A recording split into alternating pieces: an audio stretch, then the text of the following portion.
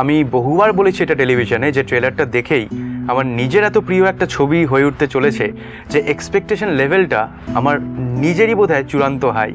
একটা কোট দেখছিলাম জানো, মানে ইন্টারনেটে, she is every women punished for thinking differently, for speaking a mind. আমি মনে করেছি যে আমরা প্রত্যেকে নিজেদের জায়গা থেকে আইসোলেটেড কোথাও একটা, এবং এভরি উমেনের কনসেপ্ট যেটা, যে নারী ঘরে ঘরে রয়েছে, যে নারী হয়তো সন্ধ্যাবেলায় প্রদীপ জ্বালায়, যে নারী হয়তো কাজল পরে, যে নারী হয়তো সংসারটাকে সুন্দর করে রাখে, তার মধ্যেও যে শক্তি রয়েছে ভেতরে, সেই শক্তি দিয়ে সে নিজেকে তার বিকাশ ঘটে, এবং বিকাশ ঘটার মধ্যে তার ফ্রি স্পিচ রয়েছে, তার নিজেকে এক্সপ্রেস করা রয়েছে।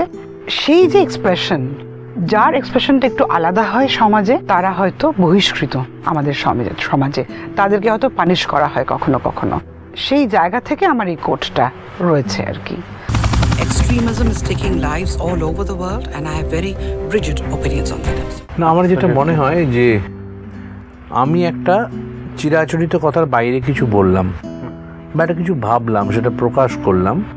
এবার প্রত্যেকটি যাদের কথা বললো যে সব রকমের মহিলা, প্রত্যেকে কিন্তু তার মতন করে বাধাপ্রাপ্ত হয়, তার মতন করে। কাউকে শ্বশুর শাশুড়িকে ফেস করতে হচ্ছে, কাউকে প্রতিবেশীকে ফেস করতে হচ্ছে, কাউকে স্বামীকে, কাউকে বন্ধুর কাছে, কাউকে সমাজের কাছে।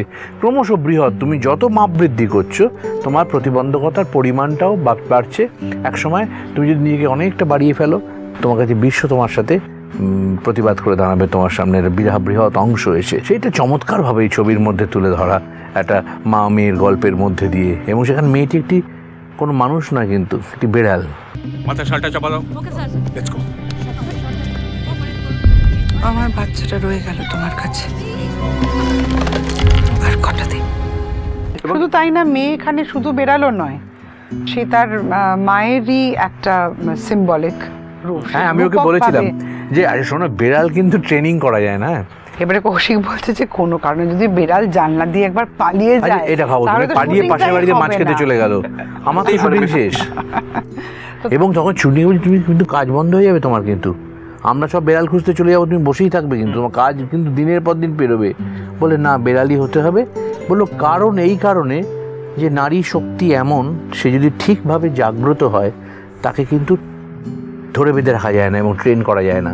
যেটা ও বললো যে টেম করা যায় না এরকম একটা অ্যানিমাল আমার দরকার, কারণ সে সেই নারীকেই রিপ্রেজেন্ট করছে যাকে তুমি তোমার মতো করে কথা বলাতে পারবে না, তুমি যা চাও সে বলবে না, যেটা চাও সে করবে না, সেই নারীকেই রিপ্রেজেন্ট করছে এই বিড়ালটা।